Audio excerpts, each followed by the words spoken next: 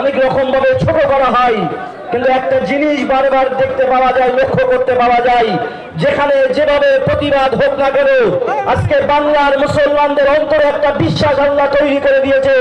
যেখানে যে নেতা লাফাক না কেন, যে নেতা প্রতিবাদ করুক না কেন, ওই ফুরফুরা তেরোয়ার থেকে যার গায়ে তারা হুজুর পীর কেবলার খুন প্রবাহিত হচ্ছে, ওই ছোট বাচ্চা ছেলেটি, ওই আব্বাস সিদ্দিকী যতক্ষণ না রাস্তায় নামছে, ততক্ষণ পর্যন্ত প্রতিবাদের তৃপ্তি মেটে না।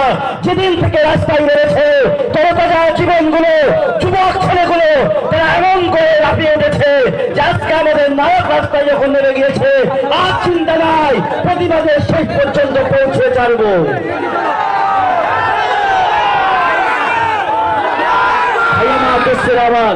আমি আপনাদের কাছে বলতে চাই, কিছুদিন আগে গতকাল বা পরশুদিন ইউপিতে একটা মুয়াজ্জিন আজান দেবার কারণে তাকে 2.5 লক্ষ টাকা ফাইন দিতে হয়েছে।